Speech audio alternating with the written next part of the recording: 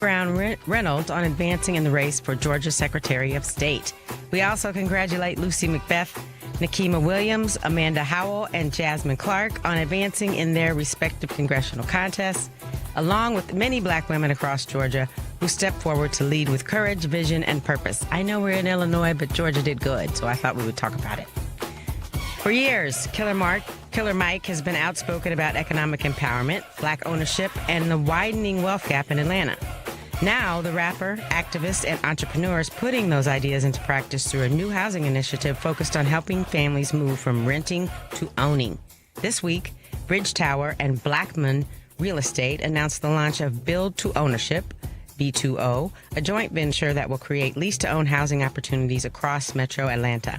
The initiative, led by Killer Mike, whose legal name is Michael Render, and Bridge Tower CEO Jackson Sue, aims to offer residents the opportunity to lease newly built homes with a structured option to purchase them eventually.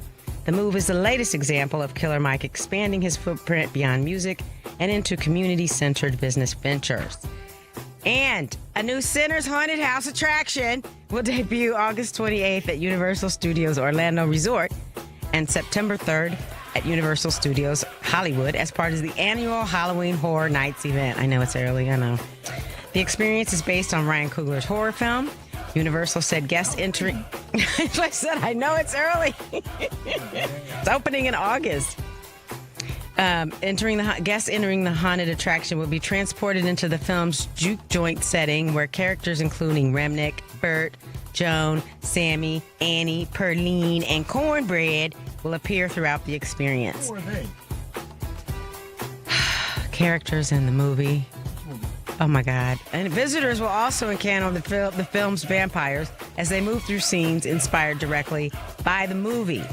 This year's Halloween Horror Nights event will run for 42 nights and include 8 haunted houses, scare zones, live entertainment, and the Terror Tram attraction. Y'all need to help me because Eric's not listening as usual. Sinners!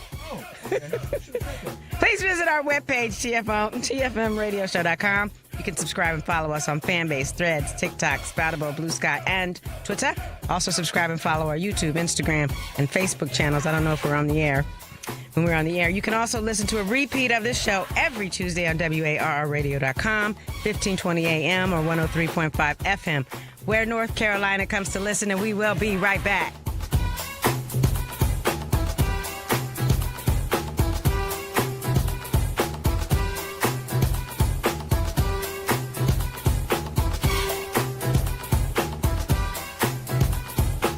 Family Meeting cousins, as you know, we've created a Patreon Family Meeting subscription and membership page to include you great listeners in our effort and give you a chance to very economically promote your business, organization, or local event. You can contribute as little as $5 per month to get your message out and support the Family Meeting as a viable voice. We know you appreciate our permanent interest dialogue, get up and dance playlist, and our great guests who stop by. So become a cousin and go to our website, tfmradioshow.com, and click the link.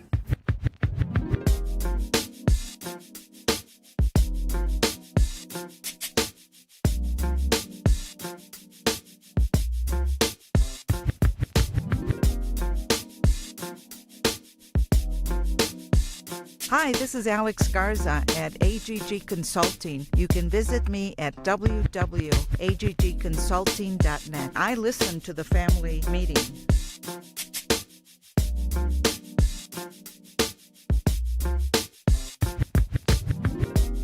This is Bill Cooper from Inline Designs Office Solutions. We're at www.inlinedesignsofficesolutions.com. I listen to the Family Meeting. Welcome to the galactic headquarters of the Family Meeting.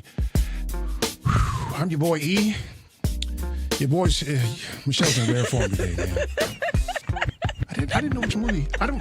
We were talking about this yesterday. We have a difficult time keeping up with characters. So Yeah, but you wouldn't have even had to ask the question if you were listening to the beginning of the news, what makes you which think was. I all of a sudden listen to you? Well, then don't ask me questions. If you're not going to listen, don't ask me questions about it in the middle of. Your phone's find its own social. Don't cut me off while I'm in the middle of. That Michelle said before. Oh, child. We gonna start like this today? Yeah, we're gonna fight, man. That's what's gonna happen, man. YouTube, Facebook, Twitter, all the stuff that Michelle said earlier. Do that. Stalk us there, will you? That's where the conversation continues when we're not on the air. Also, be sure to visit our webpage, tfmradioshow.com. Archive broadcasts are there. Our music playlist is above 2,000 tracks now, including several, probably 24 one-hour mixes. You'll love it. TFMradioshow.com is the website. Also find our voter countdown clock there as well. What are you counting down to? Counting down to Election Day in November, and you can go there. You can find your polling place. You can see who's on your ballot.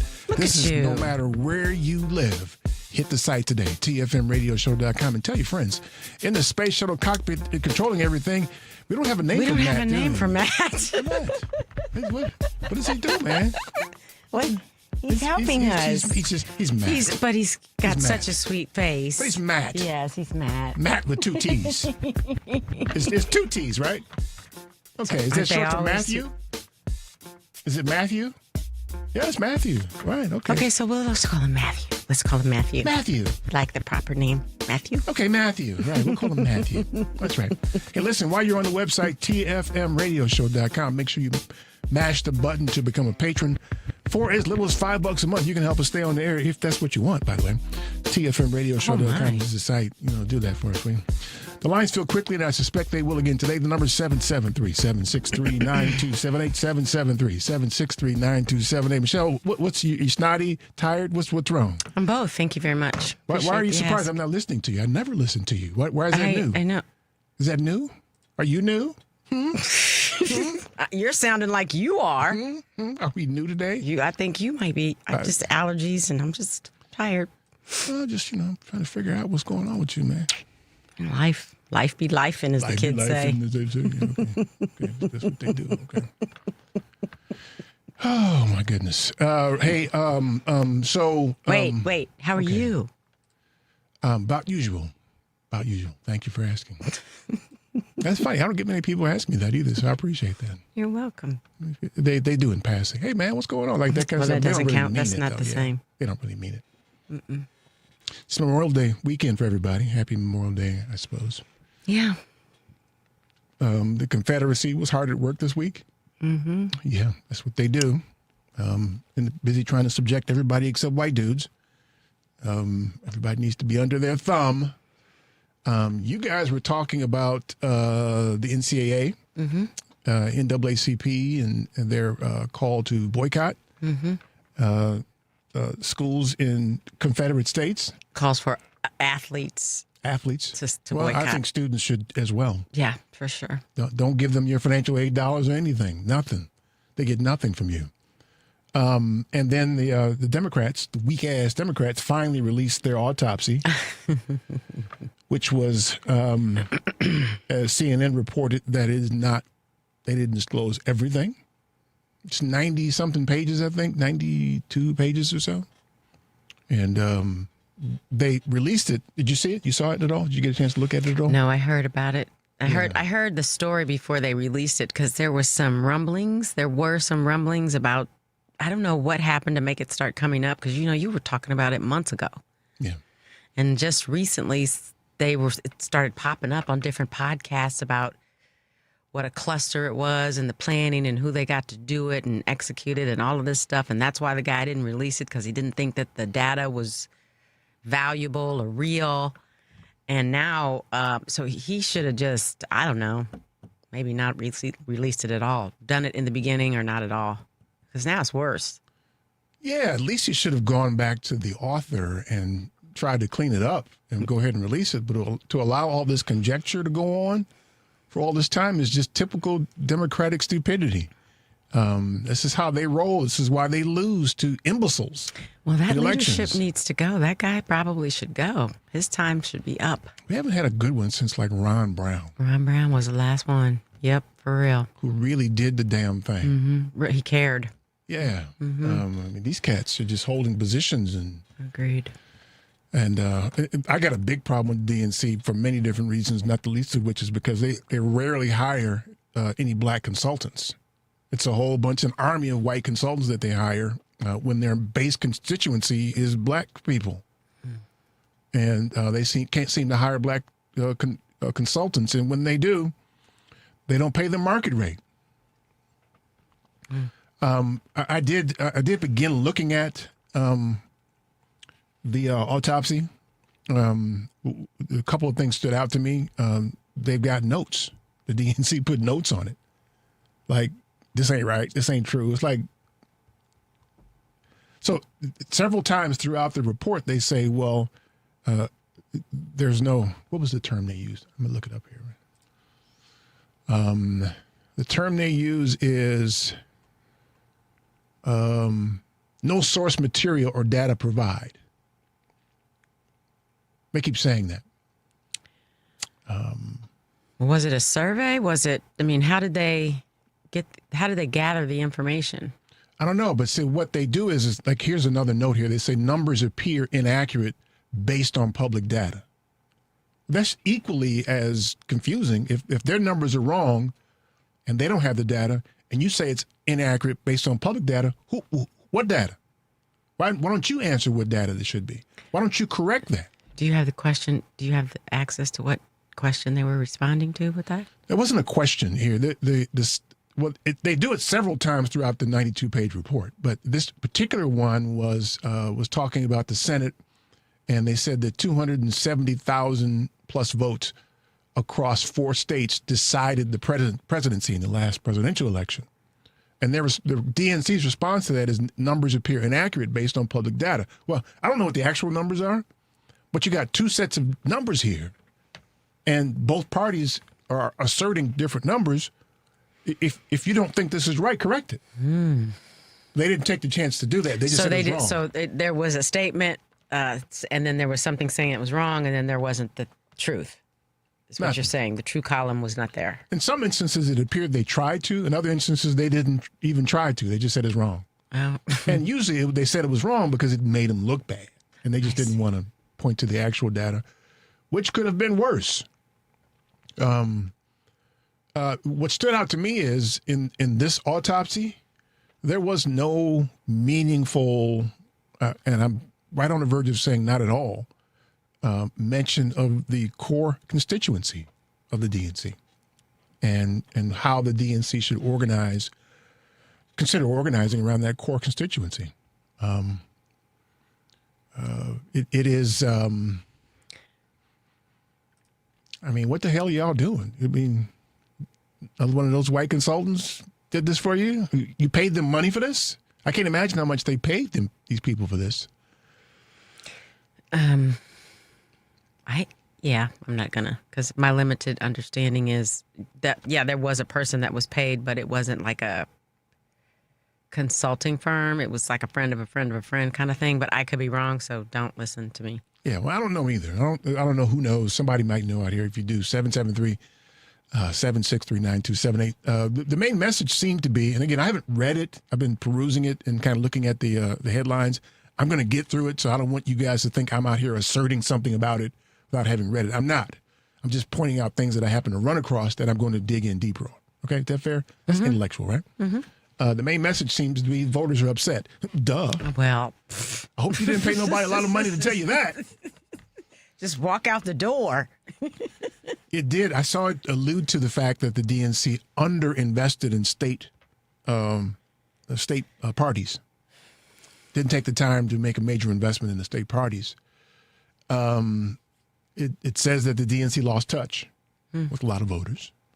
That Madam VP, she wrote off rural America. Who cares about them snaggletooth ass people? I don't know that that's true.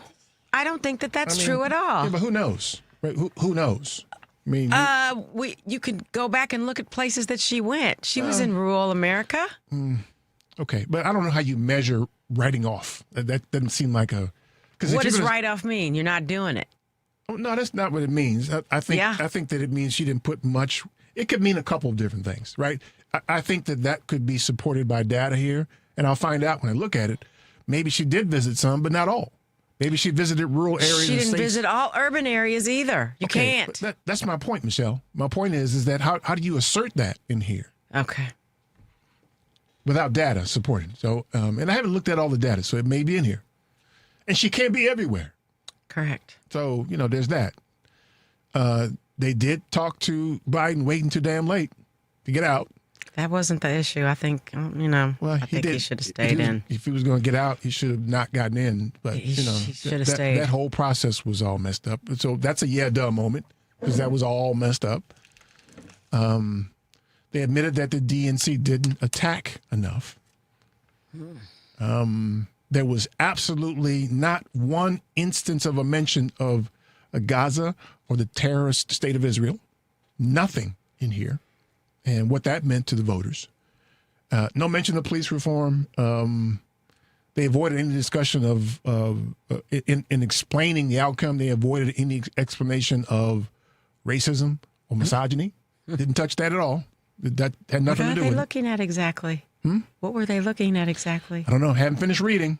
I'm going to keep saying that. I didn't note it in my perusal. So do you know what was behind? What did they make a grand gesture to release it? Why did they say they released it? Do you know?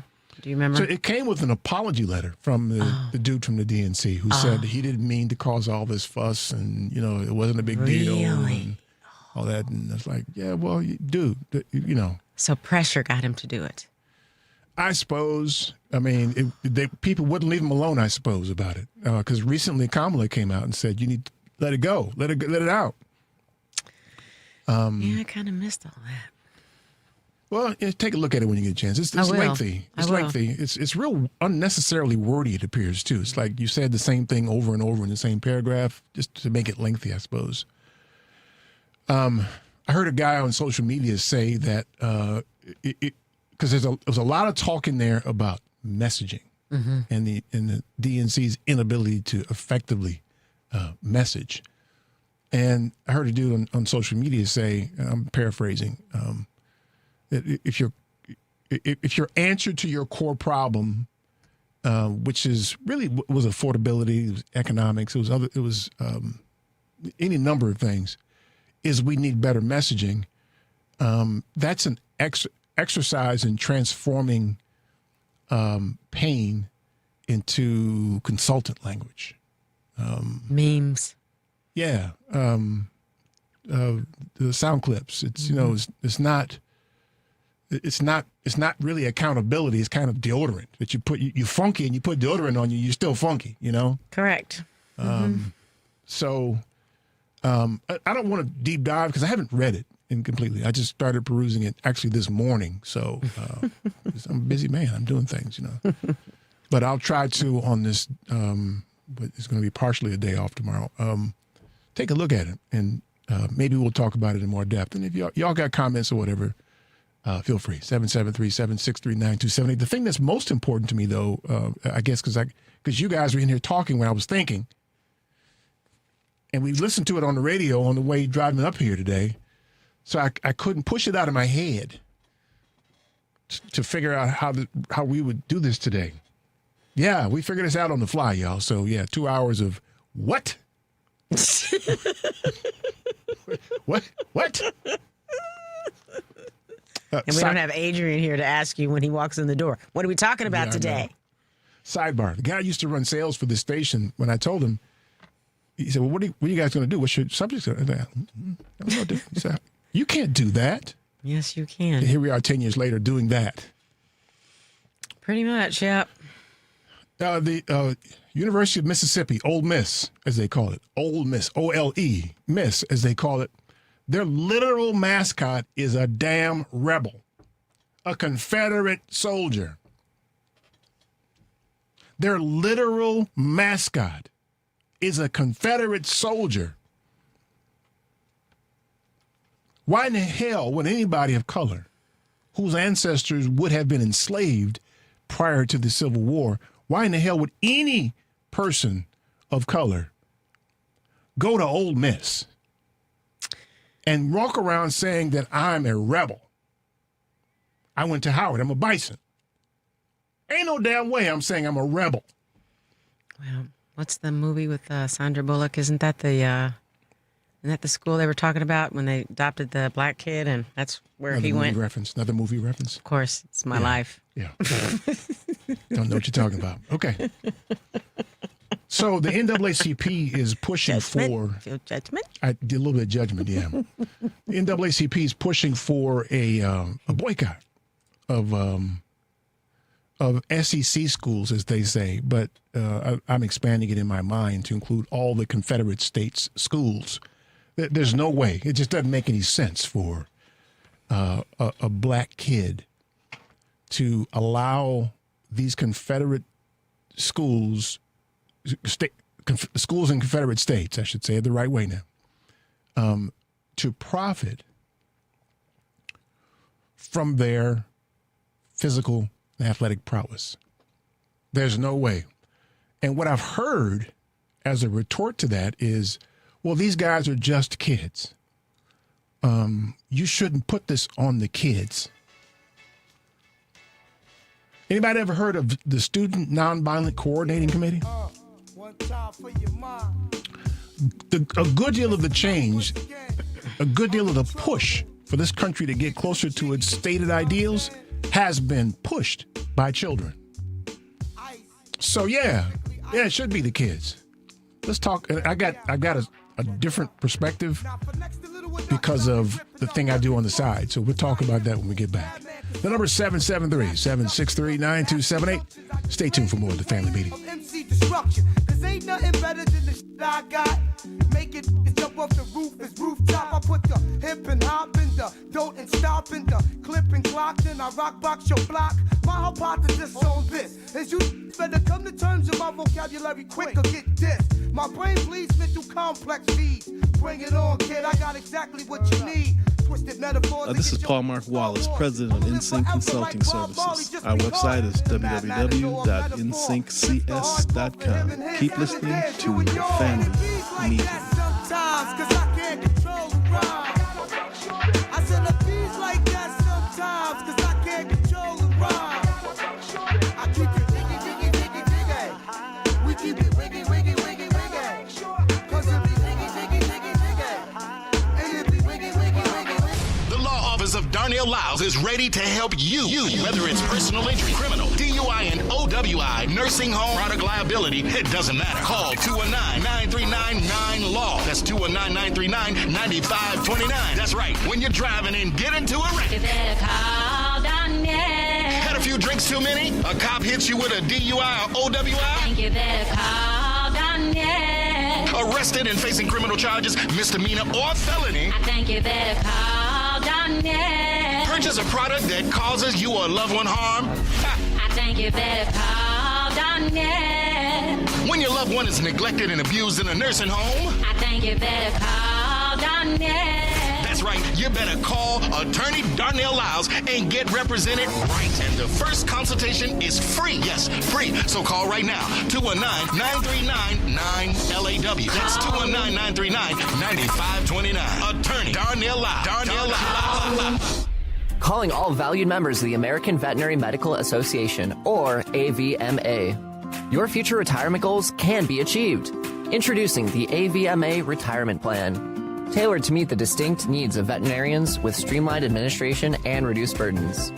Vets enjoy unrivaled benefits that include service provider oversight, knowledgeable expert investment guidance, and delegated fiduciary services. Veterinarians who use this plan can say goodbye to annual retirement plan audits and annual retirement plan tax reporting. Veterinarians, you can enjoy retirement your way with customizable plans to suit your practice's unique structure. From eligibility to vesting schedules and more, elevate your retirement journey with AVMA's specialized plan.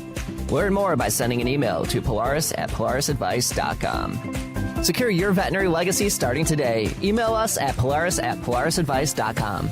Securities offered through LineStreet Financial, LLC, member FINRA and SIPC. Investment advisory services offered through Polaris Wealth Management, LLC. Polaris Wealth Management and LineStreet are not affiliated.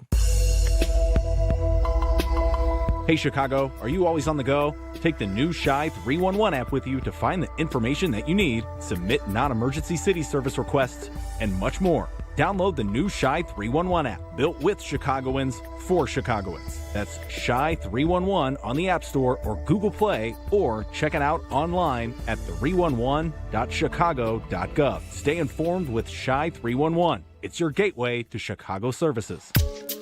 Yeah. Yo, a touch of jazz, y'all. Yeah, Madam Zenobia, y'all. Yo, they got us on the run like 8 minutes to sunrise, but baby, now what are we gonna do? I don't know, no. Pressure has mounted, oh baby, now how we gonna get through? I don't know. Can't go left, can't go right, don't know how we made it through the night. Come on. 7 minutes to sunrise, oh baby, now what are we gonna do? It was once said by Black Thought that things fall apart. Knew I shouldn't have been messing with dude's girl from start, but I been from the heart. The art of it made it interesting. Plus me and sister blend before we got intimate. Friend to no friend. My man called when this chick is paying me. I'm Richard Chu, First Capital Insurance Group. My website is www.firstcig.com. Welcome back to the family meeting. 773-763-9278 is the number. 773-763-9278 is the number. By the way, this week it was the 101st birthday of Brother Minister Malcolm X. And I've had, my wife pointed out to me, Eliasa's book, his middle daughter, Eliasa's book, Malcolm in the Desert. I got it in my Audible list, and it's on my list to read, but I saw her talking about it on whatever show she was on. It prompted me to listen. Good book. Check her out. Dr. Eliasa Shabazz is her name. Okay. Yeah. Nice. 3 years old when she was in the Audubon Ballroom and her dad was shot down. Weren't they all? Well, she was pregnant with twins, so he had 5 daughters, so it was 2 there. It was 3 there. Yeah. Eliasa was the middle child. So anyway, yep. No memories, by the way. She said she has no memories of. That's a blessing. Yeah. That was awful. Yeah. 773-763-9278. So, full disclosure, and I don't even know if it requires a disclosure. So, a group of alumni, Howard alumni, and myself put together an organization called the Mecca Society. It's a not-for-profit organization that is supportive of Howard University athletics, which is why you see me going to a lot of basketball games and stuff like that. And it also serves as the name, image, and likeness collective for student athletes at Howard. Okay, full disclosure. Look it up, meccasociety.org. So, SNCC. You know what SNCC is, don't you? You're familiar with their antics, right? You know the famous members of SNCC? If you name them, I would remember, but I don't know off the top of my head, no. Congressman Lewis. Yes. Right? He was known as Stokely Carmichael. He became Kwame Ture. SNCC was the major organizing force of students in the civil rights movement. Yeah. Students were the... That's right. John Lewis was, he was a baby. Yeah. 25 years old when he crossed the Edmund Pettus Bridge and got his skull cracked. The Freedom Riders. Remember the burning bus? There's your boy with the hair. Oh, Henry. I know, Henry. Yeah. I talked to him earlier today. Okay. The Freedom Riders. Look it up. Look up the Freedom Riders and the bus that these terrorists set on fire with these students in the bus, riding on buses from the north and almost assuredly facing any number of deadly perils from the Confederate terrorists who didn't want them down there, didn't want them to vote, didn't want them to have rights, didn't want them to speak, didn't want anything for those people because they had a way of life, you see. The video reels you see of people sitting at lunch counters and having milkshakes poured in their head and being dragged out by police, those are students. 18, 19 years old students. Getting spat on, all that. Recently got the right to vote, recently grew aged in to be able to vote. So when I hear people now talking about, well, these are just kids and this is their dream, and all these kids had dreams too, and they sacrificed. And for me, it's disappointing because I expect these Klansmen to not have read history or to be denying history. But the people who are advocating for our permanent interests, especially the people of color, how in the hell is it you don't know that? How in the hell do you see this being different? Because a kid gets a chance to play some damn basketball for the rebels. That's different than these kids who faced uncertainty with regard to their life. I think what I find really interesting about it, Eric, is that it's not that far removed, right? Parents who are trying to protect their kids now saying that they can, right? That's what I'm saying. It's either we were part of it or our parents definitely were. Right. I know, both of my parents drank from, the colored water fountains, and my father had to sit in the theater separate with his brothers. So that's my father. Right. So for people right now currently to try to protect their kids from that kind of controversy or whatever it makes me unhappy. Well, but it's also really, really out of touch because, maybe it's unique at Howard. Maybe my view is jaded because I felt like my entire existence at Howard and my entire affiliation since being a student at Howard has been protest. Mm. When I was in school, I had to quit basketball because I was getting arrested too often at the South African Embassy. I'm missing practice. I'm in jail. I can't come to practice. I'm in jail.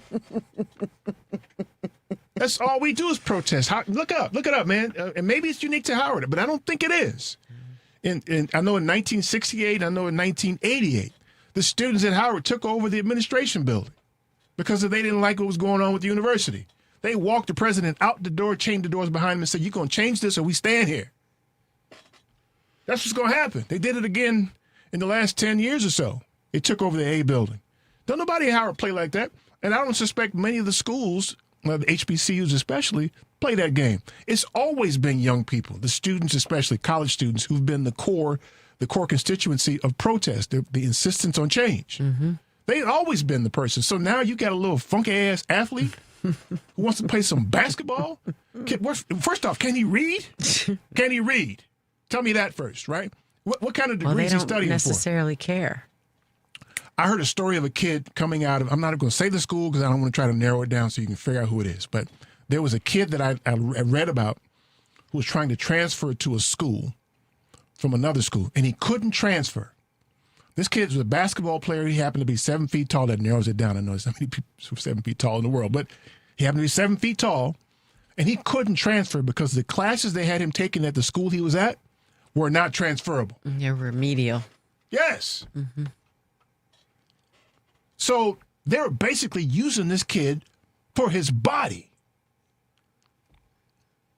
What is the data regarding that in general? Those schools not caring about GPA, not caring about academics. So that's where I have some insight, right? So as the NIL Collective, we're involved with the compensation. Now you can pay college kids to go to different schools. Right. In the case of name, image, and likeness, you can't just pay them to come to the school, or you can't pay them to play basketball.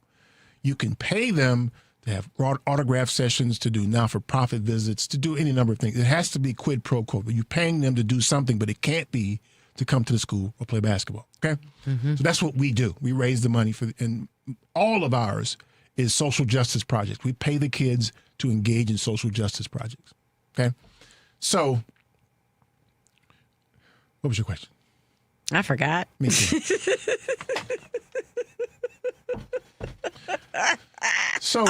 What does the data show about how much they care about grades? Okay, so I've heard stories of kids that they're trying to transfer that have been forced out of their major. Like, if you want to be a Division I basketball player it's not absolute. Too often you see a kid that wants to play Division I basketball not allowed to have certain majors because they're too rigorous and it would cut into the travel and practice schedule. Right. No, you can't be an engineering major. Why don't you go major in marketing or physical education? Because you'll miss practice if you're in engineering. Oh, no. It happens all the time. They don't want to work with them around that schedule so that they can be coming in? No. And so the reason that is really odd to me is because, and you may know this, Michelle, in the last couple of years, hell, we had a law student on our basketball team. Yeah. And we were down playing Georgia Tech 2 or 3 years ago. And Joshua Strong is his name. He's joining a big law firm in New York next year. I mean, tremendous kid. He had a law school exam, and he couldn't come to the game in Georgia Tech. So we had to arrange to raise money to get him his own flight to Georgia so he could play in the game. He was a top 10 in the country three-point shooter, right? Joshua Strong, look him up. Great kid. Look up Seth Towns. He's an assistant basketball coach at Harvard right now. Seth was a PhD student at Howard. Well, we don't, if you got class, you got to go. I remember being in practice one day in D.C., and the coach turned to him and said, Don't you have class now? Get out of here, man. In the middle of practice. Because that's how we do things at Howard. And I suppose there are other schools that do that as well. But, part of this is getting a degree. And it escapes me that in this NIL world, name, image, and likeness world, that how it's even more egregious how these kids are pieces of meat. Mm-hmm. I can't tell you how many kids that we've been unable to get into Howard, who wanted to come to Howard to play basketball, who couldn't because of where they were and what they did to them academically.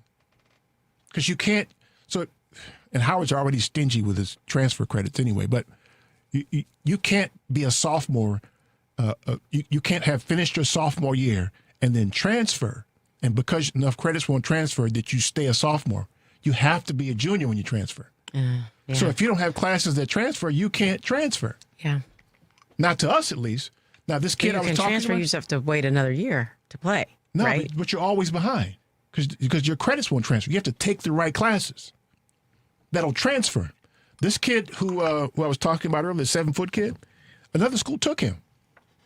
An SEC school. Well, that makes sense, doesn't it? So, I'm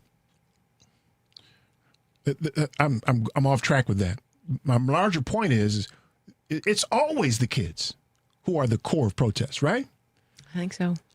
So, this little mealy mouth, this is his dream to play basketball for Ole Miss. Why is that his dream? To play for the Rebels? Why in the hell would you want to be in Mississippi at all? On purpose. Everybody doesn't feel the way you do about Mississippi. How about Arkansas? Try that one. Same. Alabama? Same.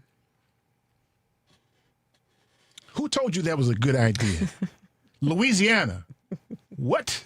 You got the worst health outcomes, the worst educational outcomes in all these states. All of them. Right? Every single one. And so now they're restricting your ability to vote and be represented properly. Mm-hmm. But we still want you to bring yourself down here and let's make some money off your ass playing basketball and football and other sports. So I say, heck yeah. But my wife's point earlier is you can't, it's not an effective protest to tell people not to do something. That's not effective. You have to tell them to do something, right? And so, they're talking about letting these kids go to northern schools. Mm-hmm. I don't know that you've improved your lot much by doing that. Well, where are they going to go to school? They go to an HBCU. Now, y'all all can't come. Well, all of y'all can. Ain't but 110 of them, I think, 109, 110 HBCUs. But, if you're going to tell them not to do something, tell them what to do. Should you go to UCLA? I don't know. Is the board at UCLA diverse? Will they be able to get a degree? You look at a guy named Jalen, plays for the Celtics. I can't remember Jalen's last name. He came out of Atlanta, and he went to Cal Berkeley. Mm-hmm. He could have gone anywhere. I think he was a one and done. He played 1 year at Cal Berkeley, and he left. And he tells you to this day, I went to Cal Berkeley because I wanted to get an education at Cal Berkeley. He said, I'm going to go to the league. So why would I pick a school like that? Yeah, but everybody's not going to make it to the league. But he knew he'd make it to the league. He knew that. Okay, but my point to you is using that as an example is not realistic for 90% of the people who have those options. You're making my point because that's another reason why you shouldn't go, because if you're going there and you know you're not going to the league, but you're playing basketball and you can't major in engineering because you're playing basketball, what are you doing then? I agree. I think if we give them, I think it needs to be a broader directive to them in terms of, like what you just said. What kind of education are you going to get when you go there? Right. Because right now, some of them don't care about it at all. They're getting these letters. They're getting these scholarships to play ball. And they're getting paid, though, by the way, too. And they're getting paid hundreds of thousands of dollars. The team that won the national championship this year, it's rumored that their payroll for that team was $22 million. There's only 15 kids on the team. You can do the math on that. It's rumored. So I'm not real big on, counting kids' monies and not telling people what kids make. I happen to know for the kids at Howard, but I won't tell you because that's not the important thing. What I can tell you is that our kids that get paid, they're affecting society in a positive way because they're pursuing social justice projects. They're pursuing social justice projects in school, but what are they doing after? They're well employed. They're well employed because they have a degree and they're networked properly. That's how it should go. So, yeah, to hell with SEC, to hell with ACC schools, too. To hell with them. Any school in a Confederate state other than the HBCUs, that's where you should go. I have a quick comment for you. May I? Yeah, I'll take it up after the break, but go ahead. Okay, white suburban boomer here, not defending anything, but I suggest in this economy, perhaps they think they can't pass up any opportunities, even if they have to be a rebel for 4 years. Brian in Romeoville. The kids who rode the Freedom Rider buses thought the same thing. They risked their lives for this. Right is right. It's a good lesson for the kids. 773-763-9278. Stay tuned for more of The Family Meeting. Love is easier said than done. Working through your doubts, trying to figure out when and how you got here. Just so hard to let go. You try to tell yourself. This is Melanie Martin Ware, Howard University alumni, class of 1990. Keep listening to The Family Meeting.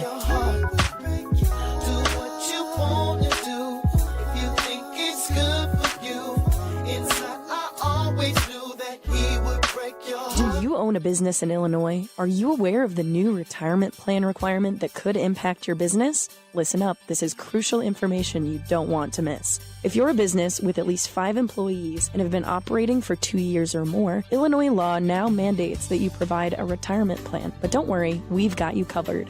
Polaris Wealth Management can be your professional partner in navigating this new landscape. We specialize in helping businesses just like yours establish affordable retirement plans that meet your needs and keep you compliant. You may avoid penalties as high as $500 per employee by acting now. Our team of seasoned professionals will guide you through the process step by step, making it easy for you to set up a 401k, a simple IRA, or another qualified retirement plan. Visit our website at polarisadvice.com for more information or shoot us an email at polarisadvice.com. We're here to help you provide your employees with the retirement benefits they deserve while safeguarding your business from potential fines. Don't let these changes catch you off guard. Contact Polaris Wealth Management today, and let's work together to build a better retirement future for your employees and your business. Visit polarisadvice.com or email us at polarisadvice.com. Securities offered through Lion Street Financial, LLC, member FINRA and SIPC. Investment advisory services offered through Polaris Wealth Management, LLC. Polaris Wealth Management and Lion Street are not affiliated. Do you have a pain that won't cease? A health issue that's not getting better? It may be time you visited Health on Earth Wellness Centers. With over 20 years experience, 4 Chicagoland locations, and patients that range from 2 months old to 93, Health on Earth Wellness Centers are fully prepared to meet all your chiropractic needs. We have state-of-the-art facilities in Crestwood, Tinley Park, the South Loop, and Naperville. Don't let being healthy be your last resort. Make it your first choice. Make an appointment today at healthonearth.org. That's healthonearth.org. Itsashort.com. The website is itsashort.com, spelled ITSASHORT.com. We are the best designation on the internet for award-winning short film, video, and web series. Artists are from all over the world. They are award-winning from various festivals, but you can find us at info@itsashort.com, customer care at itsashort.com, and we'll get back to you straight away. Spread love to the world, baby. Spread love to the world, baby. All boys, all girls, baby. Spread love to the world, baby. About to take you on back. About to take you on back. Kick it pre and take 6. Take 6 and kick it pre. Let's go. I know somebody who declares he's got a date. He won't admit it, but it's just a masquerade. He's a modern day deceiver with a case of falsehood fever. What a shame. Whoa, it's a game. And then there's dear old sister Sarah. Ain't she sweet? Oh, yeah, she is. She gets the word, next thing you know, it's in the street. By the time it's been repeated, all the truth has been deleted. Oh, what a shame. It's another game. Lord, seem like everything. Hi, I'm Melvin Grant, Eric Grant's son. Welcome back to the family meeting. 773-763-927. You going to say something, Michelle? Who's this? This is Take 6. Is that Take 6? It's a remix of Take 6. Okay. You heard Spread Love before, haven't you? Well, I didn't recognize it. That's because Kid Capri cut it up for you there. Yeah, 773-763-9278 is the number. So it could be the case that the youth nowadays are disconnected from that reality, from the reality that that they are the participants in a war. And I assert that for the last 400 years, this country's been at war with black people. You know what, Eric? They might see it as them losing something, whereas when it was our situation, we were gaining something. Yeah, so what I hear from a lot of these kids is that it's their dream to play Division I basketball. So they're losing something. Mm-hmm. Yeah, and so somehow or another it became their dream. And the way the schools handle them, I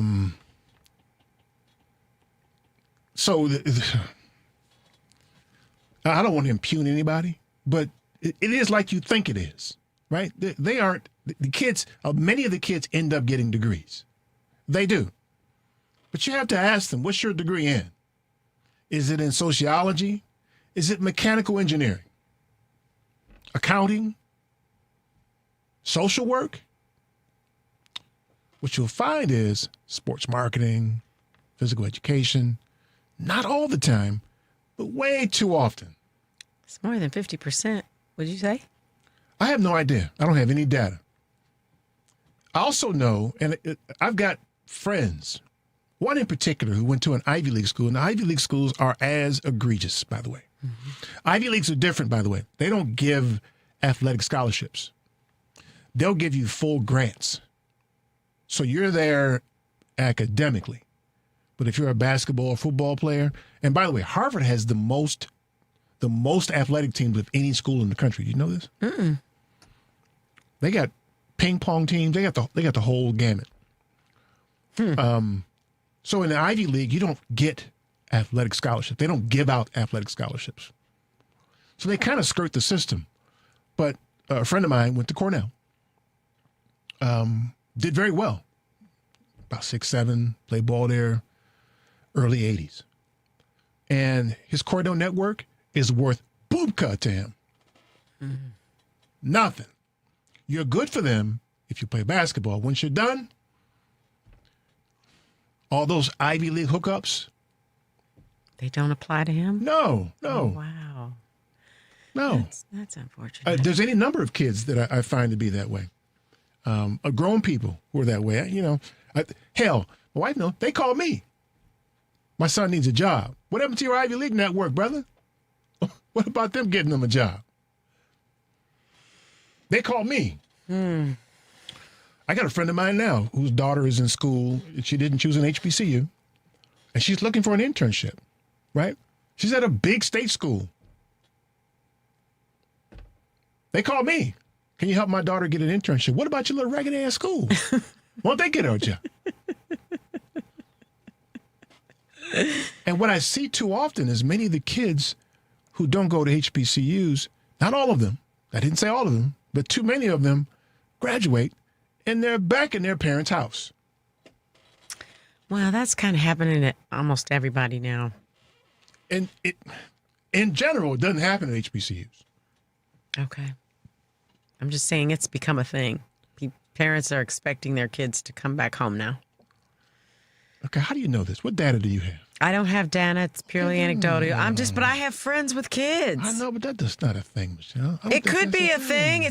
You're making it sound like yours is a thing. Why can't mine be a thing? I didn't assert it as a blanket statement. I said I'm watching it happen. And so am I. But I'm not saying that it's a thing. It's not a thing. You said it was a thing. Ooh, okay, so let's just... You could say you've observed that. I will say it how I want to say it, and you can interpret it any way you want to interpret it. You're going to get choked out. I'm telling you, man. Just going to come up behind you and choke you out, man. Choke you out. Get choked out. Don't do it. Don't do it. I'm trying to tell you, man. Tiffany's on Team Michelle today. Y'all both going to catch these hands, all right? So you should never say that. Too late. It's recorded too. Yeah, right. So okay. So yes, and so what I'm watching is, and the NAACP is not as relevant as it used to be as an organization, for a lot of different reasons. We don't need to go into that today, but this is a form of fiscal violence. Right? These schools enjoy, for making NCAA appearances, they get millions of dollars because their kids' teams qualify for the tournaments. The money that comes in from television rights to these schools because you put these black kids on display to win games for you, all that goes away. I forgot the comedian's name. He said, if you take all the black people out of the white schools from playing basketball, the final score of these games would be 14-12 in overtime. Set shot Buford. Come on, man. Well, we were talking about earlier. I said the Lakers will beat the Celtics 14-12 in overtime. I'm sorry, I interrupted you. Right now, I don't think that Tiffany and I were talking about this earlier. We should have all banded together for Colin Kaepernick, and we didn't do that then. No. And that was something easy. That was just take a knee. Nobody had to leave the sport, right? Now we're talking about, people not playing a game that they think that's going to make them a lot of money and that's going to change their lives forever. And well, he's evidence of the consequences of standing up. Yes. And standing alone. Mm-hmm. Mahmoud Abdul Rauf, who played for LSU and then subsequently a couple of NBA teams, who was the dude. Mm-hmm. He played with Shaq in college. They blackballed him because he would not stand for the national anthem, just like Colin. He was the original guy. Hell, our kids at Howard, the ladies, they had trouble this year because they went to play at the Army base in New York. I can't remember the name of it. Upstate New York. Anyway, and our ladies are in the habit. They've been doing it for a couple of years of kneeling during the national anthem. They did it on this Army base. Oh. And the commandant there, a Klansman, of course, he called the president of Howard and threatened to tell the president, the Orange Menace, about this. No. If they didn't, you got to get your ladies to clean their act up. No. Oh, my God. What happened? So, luckily, the president is a reasonable dude. So, here's the backstory. Howard enjoys a federal appropriation. Okay. It's one of two schools in the country that has a federal appropriation that's a third of their annual budget. Wow. And he said, listen, your stance is important, but understand what the consequences are. So you choose wisely. And he left it to the ladies. He left it to them. And they opted to just stay in the locker room. During the national anthem? Yep. Wow. Because you end up affecting all the other kids by doing that. But see, they hold that over you. We enjoy that same pressure with our jobs every day. We don't speak up because we don't want to lose our jobs. Mm-hmm. It's a real thing. But until somebody says, I'm willing to take that risk, like these kids who were on those Freedom Rider buses, like these kids who were abused and assaulted at these lunch counters. Until you're ready to do that, you're going to have this problem. I think it's important for us to educate them on the importance of it, because what I said earlier, I think might be important, that we were gaining something. They're going to lose something. No, they get a chance to play at a school that actually respects their rights as voters. Yes, but they're not thinking that way. They need to be educated on why it matters and why it's important. And I don't like grown people telling the kids shouldn't be involved. That's what I don't like. Yeah. And do what you said, educate them. Don't tell them, no, it's too dangerous for kids. You should send kids. Yeah, kids are the reason the country gets pushed along. Yeah. 773-763-9278. Stay tuned for more of the Family Meeting. She was unhappy living in a ghetto cage, but it gave her hope when her sweet grandma was. This is Matt Fisher. You can find me at Mr_Funny87. Chicago, stay straight tripping boots, because we got more of the Family Meeting. Polaris is introducing a way for you to get empowering financial advice. Save and plan.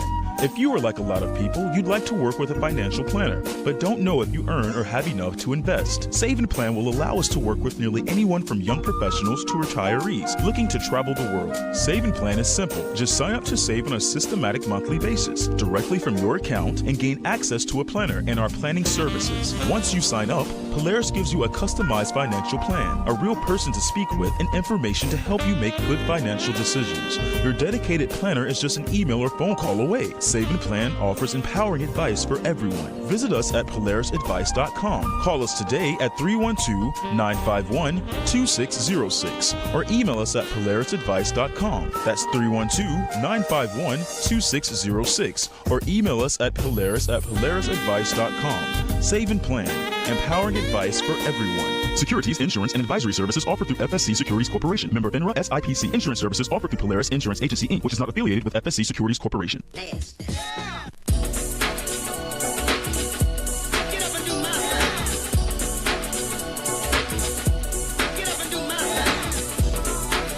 This is Miss Lady B, La Boricua. Now it's time for the Family Meeting News.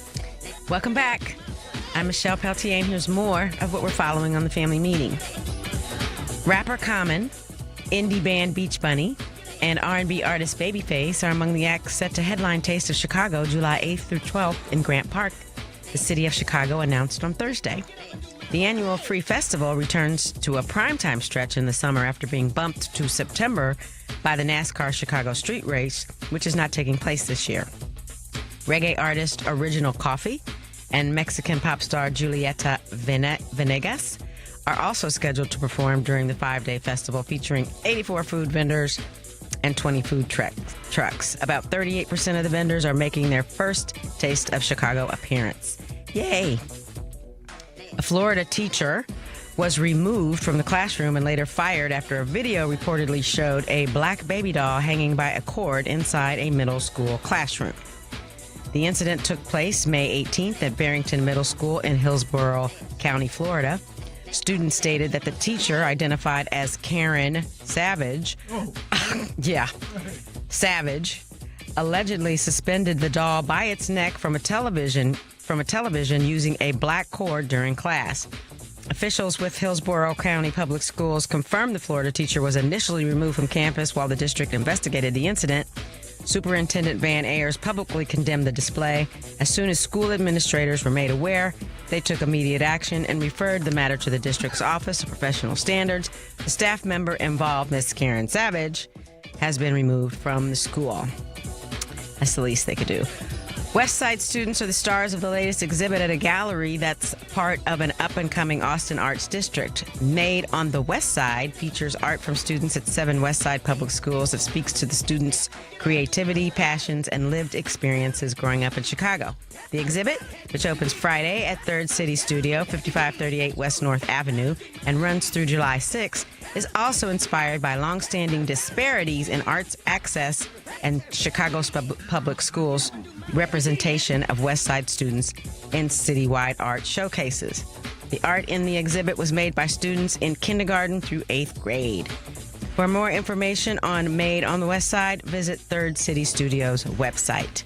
Please visit our webpage, tfmradioshow.com. You can subscribe and follow us on Fanbase, Threads, TikTok, Spoutable, Blue Sky, and Twitter. Also subscribe and follow our YouTube, Instagram, and Facebook channels to view us live when we are on the air. You can listen to a repeat of this show every Tuesday on WARRradio.com, 1520 AM or 103.5 FM, where North Carolina comes to listen, and we shall be right back.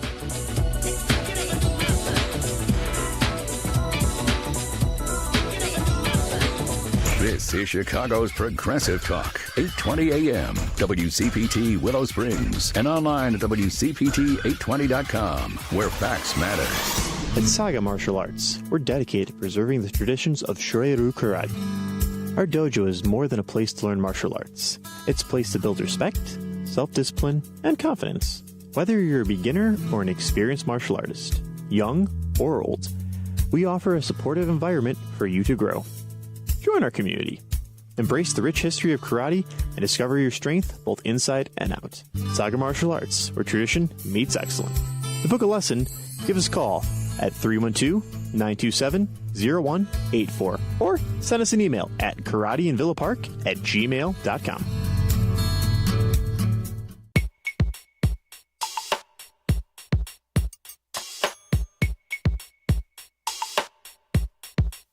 Though you may not drive a great big Cadillac, gangster white walls, TV antennas in the back.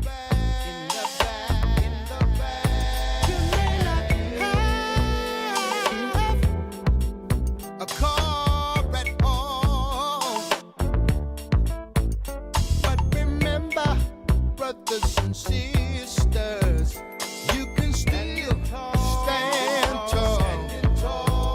Just be thankful. This is Jason Dorsey, Eric's nephew. I am on Instagram as Jason Dorsey. My music is on Apple Music as Hoodie Jace. You can follow me on Twitter at Jason Dorsey 00. Welcome back to the family meeting. 773-763-9278. 763-9278 is the number. So, yeah, this is my idea of violence. This is that violence that we talk about all the time. And I know what you think. As soon as you go to, okay, let me back up a second. Michelle knows this. I'm always asserting this. The only thing that changes all of this going on is going to be violence. It is violence. Violence is the answer.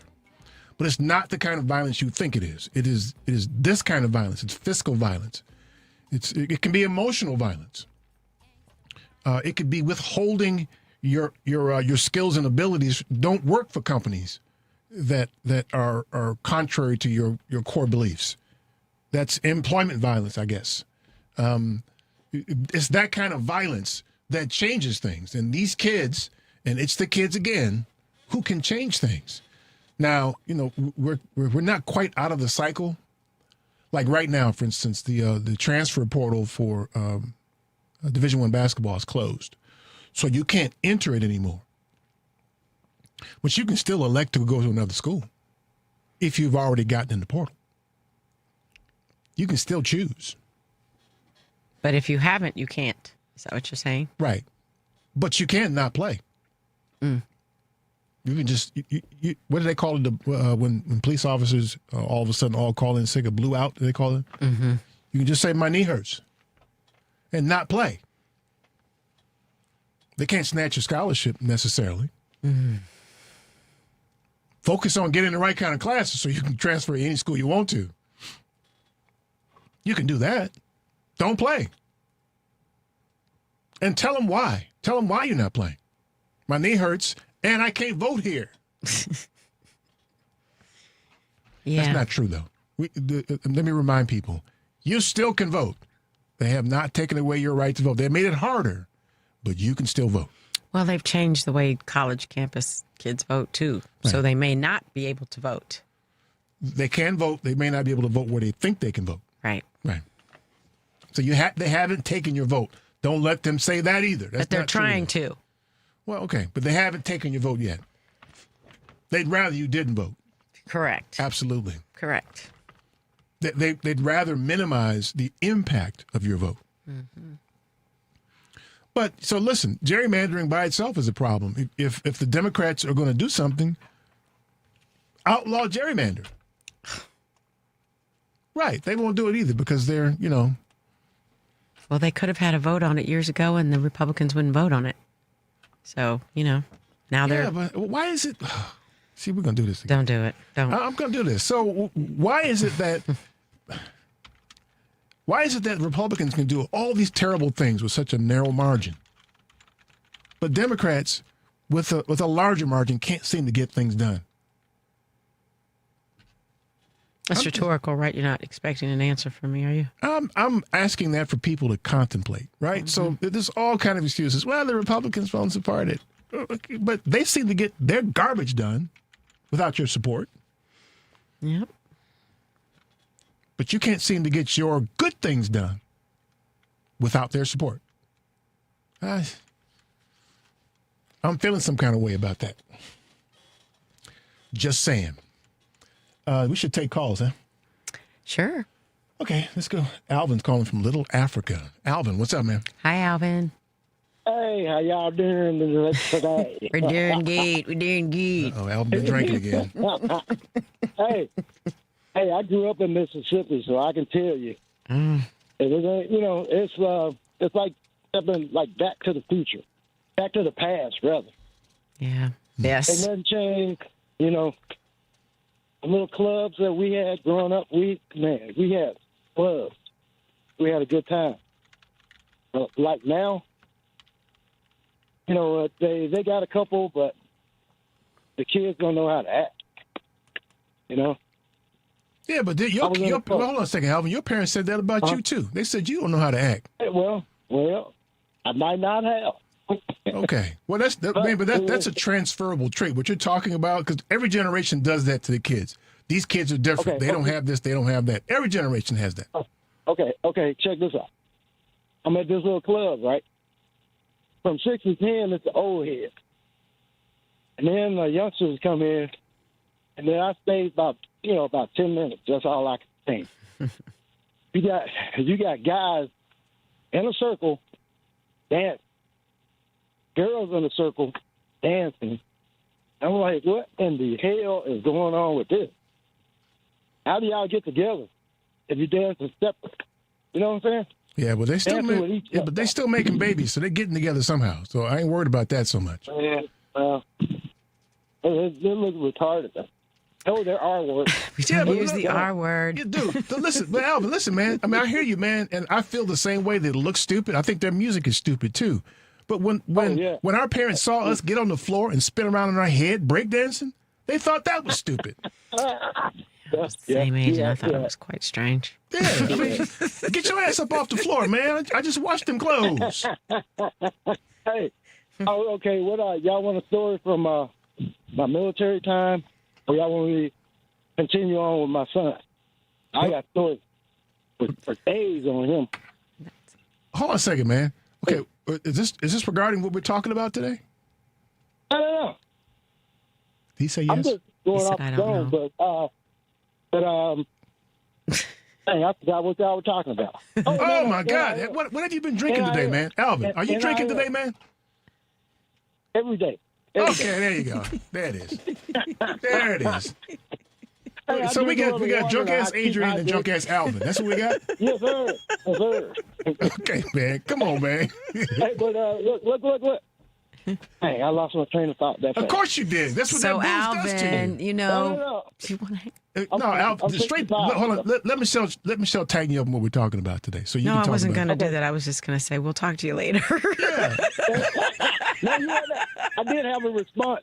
The NIL stuff. Okay, give me The that. NIL stuff. Who's the coach that used to coach for Alabama? Now he's Nick Saban. Nick Saban. I don't know if it's true or not, but Nick Saban and the dumbass from Auburn that used to be a coach, they were supposedly trying to get Trump to cancel NIL. I don't know how true that is, because the slaves are making too much money on the plantation. Yeah, I could believe that. I could believe that because the NCAA has wanted for years to just keep these kids amateur and not get paid, and that's not fair either. Again, they're making billions. Yeah, gazillions. It's about time they get paid. Not under the table, but over the table. That's exactly right. Alvin, they're making them. Yeah. Go ahead and enjoy your drink, man. We'll holler at you, man. Yes, All right. Go ahead. Always. Okay. Okay, man. Bye, Take care. Alvin. Have a good weekend. Have a good weekend. All right. Enjoy the show. I enjoy the show. Thanks, man. Thank you. Take care. Alvin's on that wacky weed, man. That's that happy sauce. That fire water. Good Lord. Let me see. Cindy wants to call. I think she's going to cuss at us. Hey, Cindy. Hello. Hey, Cindy. Hi, Rich. Hi, Eric. Hi, Michelle. That was interesting. What just happened? I'm catching on. What just happened, I'm really? On. What did happen? I was going to say, Eric, you make such a good point about these young people. I call them young adults because by the time they get into college, they're 18. They're at voting age. They have something in this game. There's no way around that. But I see this, I say when people talk to me about, this voting thing and this gerrymandering and now they're going to, I just think of it as an extension of the Black Lives Matter, Black Votes Matter. And the young people would need to see that, but I think it's the prominent college coaches also have to be put kind of on, report on this. The ones that Alvin just mentioned, the Nick Sabans and that. Where do you stand on this, sir? Where are you at? You work in one of those states. You're recruiting these young people to come to your state. And if they vote in your state, their votes don't matter. Yeah. That needs to be told. And it's not just, Alabama, Georgia, Ole Miss, Florida State, and they pay those coaches big money to come down there. And then when they do, it's the young people, the young athletes that are attracted to go to those coaches. And those coaches need to go to another state. I don't know that they would because their politics probably agrees. They're just being secretive. Yeah. Then you have the Tommy Tubervilles who actually run and become senators. You know what I mean? So, but here's the thing, though, Cindy. They're using the system as it's currently constituted, and so as much as we have a tendency to blame the coaches. I mean, how about the system? This is allowed behavior. Mm-hmm. Well, I'm just saying the coaches would make good bait. That carrot that you dangle out in front. Hey, kids, I'm going over to another state. Whatever state is not doing this, which would maybe be Illinois, for instance, or wherever. Don't go to Indiana. Yeah. Go to Indiana. I see. They're doing the same thing. You see what I mean? Yeah, so we pressure the coaches not to coach there anymore. Pressure the coaches not to coach at these Southeast schools anymore. I got it. That's right. Yeah, right. All of them. I mean, but the point is that people need to take a stand. Right. And too often, it's the money or the accoutrements to go along with the money that keep them from taking a stand. These kids who were in the Freedom Riders and who were sitting at lunch counters in the 60s, they had everything to lose. They were missing class in their colleges to do this and get beat up and water hoses turned on them. Eric, there's also with the Trump in office, and this has been growing for some time, there's an attitude, and I don't see it just with young people. I see it with everybody, a lot of people, not everybody, but a lot of people, of what's in it for me? Am I going to get mine? You know, that thing. And so when kids go, when these young adults say, I'm going to go there instead of there, I can make more money or I can get more attention or I got to do what's good for me. I can't sacrifice for some idea. And that's why, you know, they don't get it that their vote is being just ripped away. And they don't get it because maybe they're too comfortable. See, that's the thing, though, Cindy. I think that the kids do get it.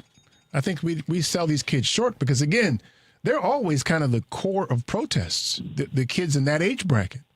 That Wall Street thing, they did a Wall Street thing years back. You remember that anti-Wall Street thing they did? It was all led by youth people. Occupy Wall Street. Yeah. That was all college-age students doing that. Right, but it may not be the college athletes that you're talking about to make the move because that's big money. That is huge money in college athletics. And if a lot of those athletes didn't want to go to those schools or those coaches didn't want to coach there because of this issue, that might, you know, make a difference in that state. So what do you think of? It's hard to say. What do you think of a coach who's decided that he's going to go or she's going to go coach down there? I got to wonder, especially if they're hiding behind it, they're not really being asked, what do you think about Alabama and what they're doing with this voting thing? And they probably hem and haw and do. Or you may have somebody who actually takes a stand and says, I'm totally against that.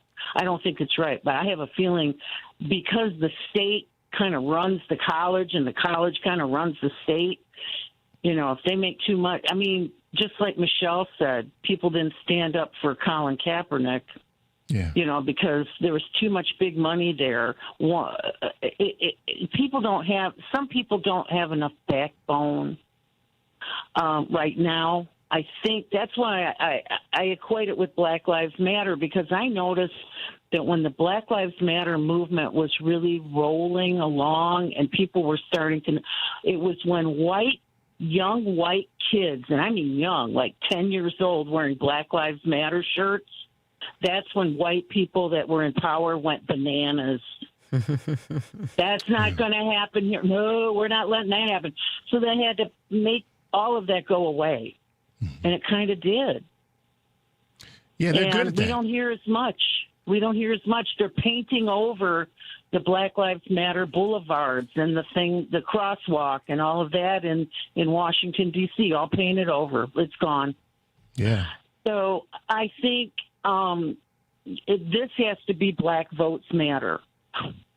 It has to have a catchy saying, because that kind of does. That's where we're at. Everybody has to have two lines or a saying. I was going to mention something else, just really quick about the Trump and his slush fund. Richard in the Morning has picked up on something that I kind of threw out there, and I heard other people throw out there, to call that slush fund reparations. I said it to Richard in a text one morning that Republicans go nuts when they hear the word reparations. They just freak out. It's, no, we can't do that. No, that's not good. And then what does Trump do but put that slush fund together, which is essentially reparations for criminals, the people who came in. See, the thing about that, Cindy, that let me tell you where I am on that thing, right? I don't know that I'm upset about that, what he did. Before you jump on me, listen to why. It's the way he did it. Well, it's about the system that allows him to do that. Right. It's just like anything else. The Constitution, I always felt, had a lot of vagaries in it that are kind of like a gentleman's agreement. You say, yes, I'm not going to do that. No, you wouldn't do that. And you shake your hand, and you're not doing that. But we don't have gentlemen in there now. So they found loopholes in it. Those little vagaries became loopholes. He found a way, hey, I can sue myself, get a settlement, use it for anything I want to, and get let off the hook for future problems. But we can do that. The bigger problem seems to be the people who you would expect to close that loophole are not inclined to do so. And that seems like a bigger problem. They didn't even know it was a loophole because nobody has ever crawled through it like that. Well, no, I mean after the fact, after he did it. Well, after the fact, there doesn't right. seem to be any willingness to stop that. The only people who do, Democrats are saying that, but there's not a lot of numbers that they can use. They don't have the levers to do it now. They bring up impeachment, but they're not in power. Yeah, but the Republicans who are in power took and adjourned. I don't agree Mike with that, Johnson, though. He adjourned. I don't agree with that. I don't know that I see the proper amount of energy coming from Democrats. They need to be fouling things up the way Republicans do when Democrats are in power. And then they don't seem to be inclined to just foul things up. Right. And I don't know. This particular situation happened recently, within the last week. Mm-hmm. And as soon as they were getting ready to take, and they had moved to bring up these bills that would address it, Mike Johnson adjourned and made everybody go home. Yeah. And so the only thing, and so this will come up again, and it doesn't look good for them because they know it looks doesn't look really good to who, bad. though? But I like to call it reparations. I really do, because I think it makes it so insulting. How dare you say that you can't even bring up the subject of reparations for people who were actually harmed? That's a good point. And you are now going to make reparations for yourself and your friends and your private army. Well, it isn't the first time, though. You know, they gave reparations to slave owners. So there's that. Yeah, they did.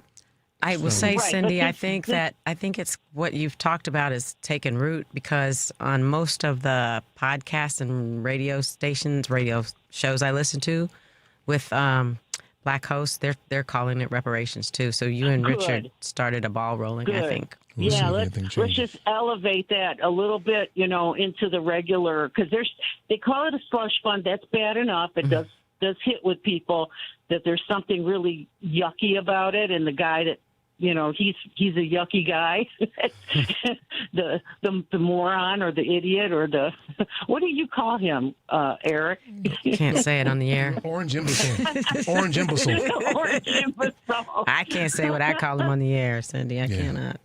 But yeah, I really appreciate the time you spent with me, because it's I heard you talking about this thing, and the first thing that came to my mind was the coaches that attract those athletes to come to them. If they would move to the places where it would be good for, and the better states, if you would, that would make sense. But I don't think they're going to, because I think they are also. I think they will. Watch it though. Yeah. These kids are more. They've got more in them than we kids think. will. Yeah, they will. The kids will. Yeah.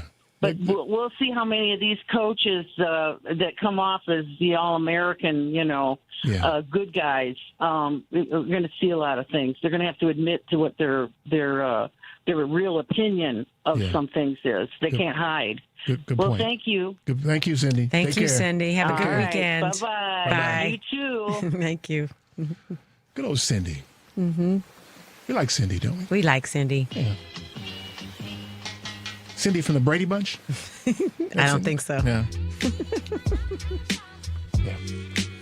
All right, we'll take this break here. Uh-oh. Paul's He's calling. back. He's Yes. back. I'm excited. I hope those dishes are clean. I just hope they are. For all of our good, hope the dishes are clean. 773-763-9278. Stay tuned for more of the family meeting. When you open your eyes and see the sunrise, are you strengthened? Or is there a tear in your eye? Is life a sad song?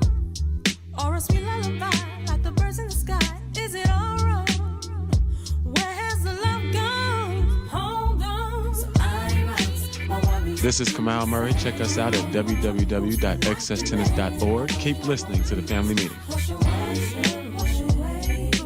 all my troubles and demands. I just write them in the sand. Hey Family Meeting cousins. As you know, we created a Patreon Family Meeting subscription and membership page to include you great listeners in our effort and give you a chance to very economically promote your business, organization, or local event. You can contribute as little as $5 per month to get your message out and support the Family Meeting as a viable voice. We know you appreciate our permanent interest dialogue, get up and dance playlist, and our great guests who stop by. So become a cousin and go to our website, tfmradioshow.com, and click the link. A Single K plan is a 401k plan designed especially for business owners and immediate family, regardless if they are incorporated or not. Single Ks offer both employer and employee contributions and in many cases have no setup fee or annual plan administrative charges. Single Ks are simple to administer with no government reporting required. Most importantly, this plan allows employees to access their savings via hardship withdrawals or loans. Visit our website at polarisadvice.com or call us about your business or organization's retirement plan at 312-951-2606 or email us at polaris@polarisadvice.com. That's 312-951-2606 or email us at polaris@polarisadvice.com. Polaris provides empowering advice for everyone. Securities offered through Lion Street Financial LLC, member FINRA, and SIPC. Investment advisor services offered through Lion Street Advisors LLC, registered investment advisors. Polaris Wealth Management and Lion Street Financial are not affiliated. Hey, this is Brittany Perry. Did you know there's a Black-owned footwear brand based here in Chicago? Perry Co. Shoes creates affordable luxury footwear and accessories for both men and women. Whether you're in a suit or out with friends, they provide pieces you can wear on a daily basis. Breaking barriers, inspiring style. Visit www.perrycoshoes.com to purchase a pair today. That's www.perrycoshoes.com. Original diet done like every confidence on. Now watch this all crew and can't hear that, man. Me, Big Belly. Watch this. I hear this, all crew. I want to make a all the girls around the world. They know so we love you more than diamond and pearl. And you are the sweetest thing we got to put on this world. I want to make a all my crew. Man like Peebo, man like Punk, on about the place. As we continue down to give you what you need. You understand, man? Enough love and them thing them on job. Big up my boys them every time. Hear that? Watch this. Nothing but love. Oh man, you pretty. You know say that you pretty bad man. You have them on them gone crazy. Me say mad man. Girl you sexy and every man want you. And up in my Brooklyn when you pass it. You me say you pretty like the sun. You pretty like blue sky. Girl you so pretty. What a fall from me. I may never know that could have created such a thing. Be ready to propose. There is the diamond ring. Watch my love. This is motivational speaker and author Dan Duster, author of the great-selling book Peaceful Selling, Easy Sales Techniques to Grow Your Small Business. Welcome back to the Family Meeting. Okay, 773-763-9278. You know, I hear people uttering the phrase, this is the last gasp of the Confederacy. The Confederacy that was never punished, by the way. In fact, not only not punished, pardoned and repaired, given reparative compensation. And so everything about it, you got the focus on the Confederate states who are exercising this newly found right to gerrymander people out. How can you not draw similarities to the Confederacy and tie them to this is the Confederacy that you never punished? It's the same people. At least they're the same. They have the same sentiment. Mm-hmm. They're going about the same kind of business. They're targeting the same people. Mm-hmm. It's the Confederacy. You never finished taking your dose of antibiotics, and it came back. It's got to be frustrating for them, though, right? Because they've spent the better part of 400 years targeting black people. They gave us Jim Crow. They polluted the air and water in our communities. They gerrymandered us out of voting. They on and on. Lynchings. They burned down our towns. Taxed us unnecessarily. But we're still here. You haven't gotten rid of us. So at the very least, you're just incompetent with your ability to eliminate people who you hate. You just haven't accomplished it. And so, and you know how I feel about this, Michelle. This ain't, this is not good. But unfortunately, we built for this. We know how to make a way when there ain't no way.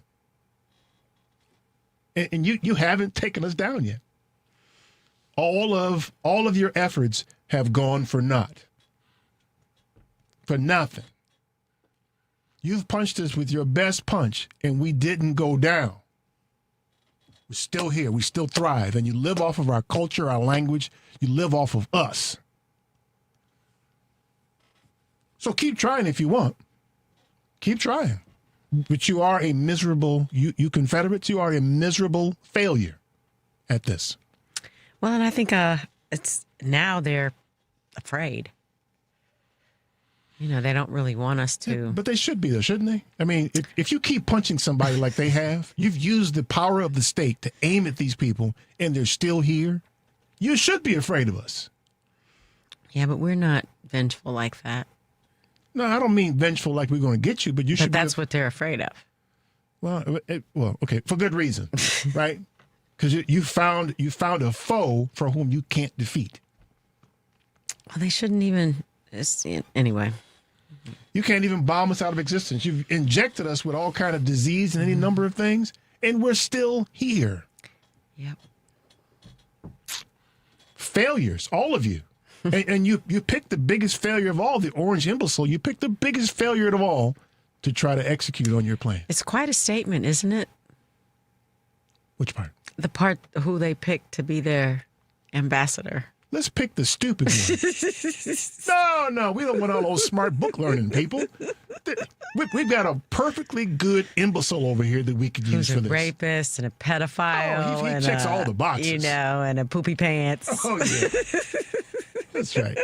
He doesn't read. You know, he's stupid as hell.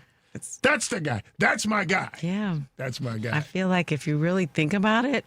Yeah. Says quite a lot about him. No, I don't want that smart guy. You mean the guy with the law degree? Mm-hmm. The guy with all the accomplishments in life? Mm-hmm. Nah, yeah. Give me the imbecile. Mm-hmm. I want the imbecile to run things for me. Mm-hmm. 5 kids, 3 baby mama, all that. I'll take that imbecile every day of the week. Ooh, okay, this is going to be good. Yeah. Which makes them really, really stupid. I Right? know, that's my point. Oh, that is so incredibly if stupid. you really think about it, it's like it says a whole lot about them. Oh my God. It's just kind of the entire definition right there. Their choice of leadership. Don't you want the guy with the degrees and who's accomplished a lot of things and is successful in life? Nah, I'll take the imbecile. Give me the imbecile all day long. Put him in there. Let him have at it. Woot woot. Yeah, that's my guy. The imbecile. I want that one. My daddy used to say, you done picked the dude out there shooting 3-pointers with his left hand. Y'all left-handed, though, so that's not a good thing. Why is that a bad thing? Most of us are right-handed, so there's the thing. Yeah, but isn't it a good thing to have? It's a basketball analogy. You got to run with me here. Okay. Okay. Let me edit it for my daddy's purposes. You got somebody out there shooting 3-pointers with his offhand. But was he good at shooting it? With his offhand, I said. Okay. It's a non-basketball room, apparently. Let's get Paul in here, see if he finished the dishes. Paul, what's up, man? Hi, Paul. Hey. I don't like. Hey, man, what's with the voice, man? What's with that? The Barry White, little Barry White thing going on today? What's going on, man? It's like, that's not Paul. What? You got a little Barry White thing going on today? What was with the voice, man? Yeah, that's my Barry White thing. Okay, there you go. I'm working on that. I don't really like the reparations analogy because reparations is not theft. That's what this is. This is theft. Reparations are owed, and they're also not self-serving. You can't help yourself with some reparations because if you can, I mean, I think y'all have a bigger problem with Barack Obama. He should have reached in and got some reparations. But we should have had some white slaves too, by the way. Yeah. Yeah. Yeah, and you're right. The Confederacy should have been left decimated and devoid of any hope. Should have kicked their white butts and left them.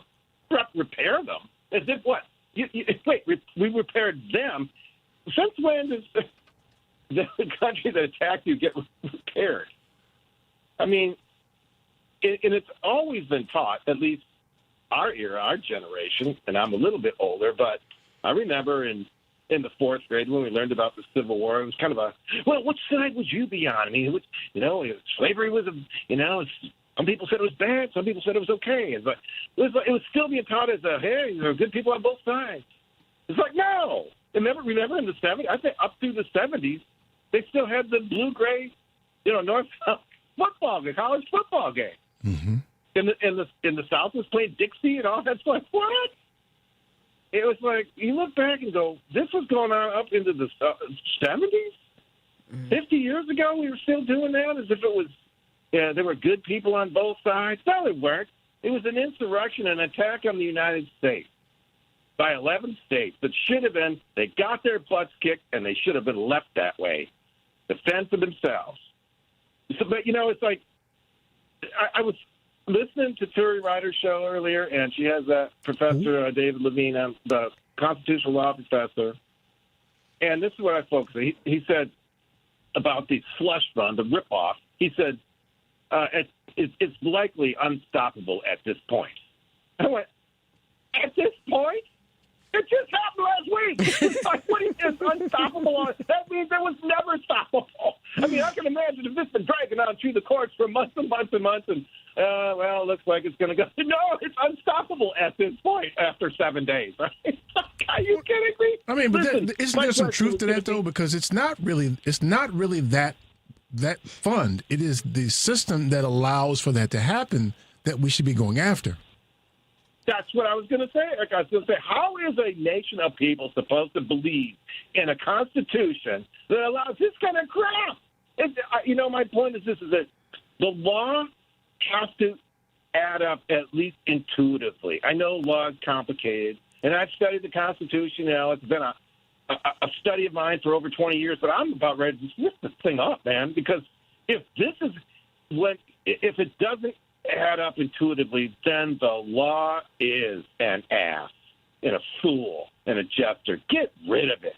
That's a show. It means nothing. It means nothing. If something like this, just give me I'm just going to rip you off for $2 billion? The people? Come on. Yep, it's the system. I'll tell you what, to get it's the system. But, Eric, like I said before, that's why Dred Scott was not the worst decision. It was a legitimate decision.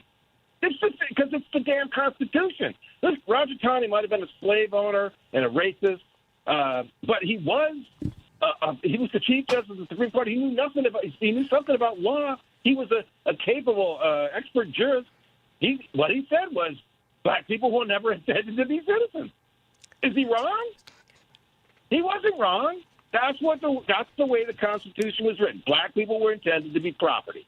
And therefore, Dred Scott, I'm sorry, you may have gone to a free state, but the once free, always free was just a doctrine. It wasn't a constitutional concept. And so he didn't have standing because he was not a citizen from the state of Illinois to go sue somebody, a citizen from the state of Missouri. He was a piece of property from Missouri that ended up in Illinois, and he didn't have standing. And that's the way the Constitution is. That's what we have to acknowledge. And when I finally realized that, because I used to think, Dred Scott, I used to say it all the time, the worst decision ever. And then I started going, what's wrong with it?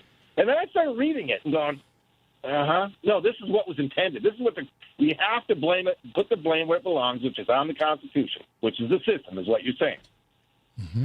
So, to your topic, these black athletes want to go down and play in southern states. And I think the previous caller said, yes, the coaches like Nick Saban, they hold the same ilk of politics. They absolutely do. And so these athletes go down there, and they teach these athletes to have that politic too. And so they become entitled, and if they make it into the pros, okay, they're making big money. They sue you, bro? No, they ain't coming back to the hood. No, they don't need that anymore. They just become white people. They forgot about their culture, and they do.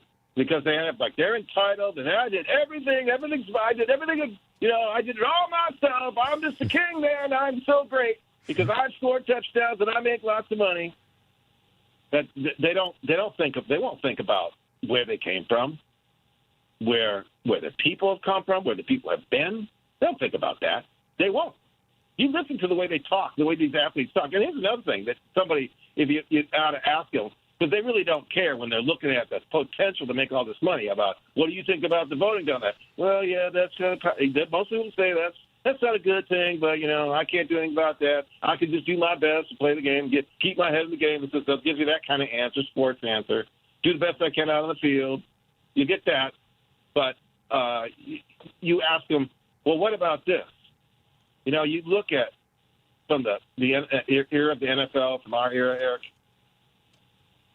great disparity, the disproportion of black players from the NFL from the 60s and 70s that are already dead in their 60s.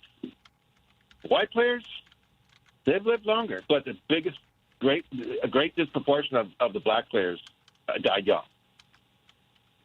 That's from getting that's just from being just used. Mm-hmm. It's crazy. Beat up and used. And that what they have also figured this out, learned this about brain injury. It's not just from being hit in the head. It's being hit in the body causes brain damage too. They've learned that from gunshot wounds. That gunshot wounds also cause, if you get gunshot wounds in the torso, causes brain issues too. So that's the same as being in a car accident. Your car hits you, and it jars your brain. Yeah, yep. Yeah, and so it's not just getting hit in the head. It's getting hit. Getting hit. Period. Does it to you? Just getting hit. It's jarring your body like that. So okay, do you want to have a family? But you might not be around very long to see your grandkids. I guess they have to trade that off, figure out what they want to do. But I completely agree with you. You're going to go down and play in a culture that's, first of all, going to teach you to be like that. They're going to teach you that politics and make you part of it. Yeah. But I'm sorry. I don't have. College athletes. I was saying that I used to work when I was at Michigan State. I worked for the Michigan State football. Actually, I worked for the Michigan State custodial division, and I was deployed at the Michigan State football stadium, and I had to clean up after those guys every day. And, they used to treat me like crap, this football team. I'd come in to clean up the team room, and they go, okay, here's the boys. And they made fun of me all the time, the boy, and called me the boy. And I'll tell you how I finally got respect from them, is that they taught me how to, clean up the team room, mop out the showers, go in there, squeegee this up, and then you get some mop water, and they pour a little bit of ammonia in here, and then so what I finally discovered is, because it got so stenchy in there, is that I used to start to add more and more ammonia to my mop water, and then I would just throw a big, huge hunk of mop full out on the shower floor, and it was like, whoa! So I was in there one time, and I just threw a whole bunch out, and these guys go, whoa! They're running out with their clothes. They're not even dressed yet. They're going. So after I started doing that, I walk in with the mop and bucket. He's going, oh, here comes the man. Hurry up, man. Here comes the man. All right, man. You guys better man up here, because I'm about ready to clean up your shower room. That's right. All right, man. We got to run, man. Break's coming up. Appreciate you, man. Be well. Thank you, Paul. Have a good weekend. Take care. Okay. I knew he had something to say. Mm-hmm. Yeah. All right, last break. I see Cam holding here. That's Cam. Mm-hmm. That's Cam. Cameron. Right. Yes. Stay tuned for more of the family meeting.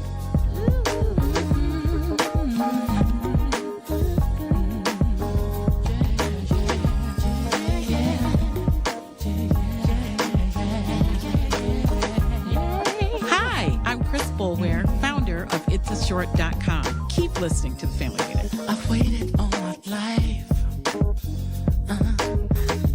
for this moment to arrive. A basic and essential part of any financial plan is savings. Most of whatever cash you have will be there because you put it there, not necessarily because of some fancy investment. Now with Save and Plan, Polaris has introduced a way for you to get empowering financial advice. Save and Plan is simple. Just sign up to save on a systematic monthly basis directly from your account and gain access to a planner and our planning services.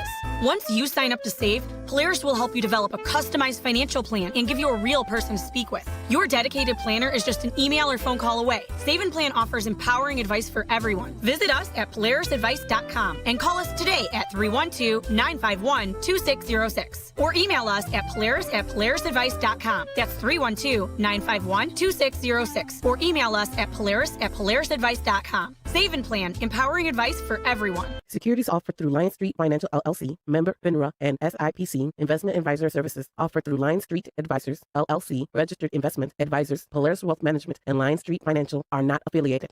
Hi, this is Michelle from the Family Meeting, and let me tell you about the Villager Gift Boutique located at 2007 Ridge Road in downtown Homewood, Illinois. The Villager is your gift shop for unique, hand-selected, high-quality gifts. The Villager's owner, Valerie, travels internationally to trade shows and fine art festivals to bring a variety of unique, high-quality items, including fine gifts, bath and body products, candles, jewelry, clothing, home accents, leather goods, stationery, gourmet goodies, and so much more.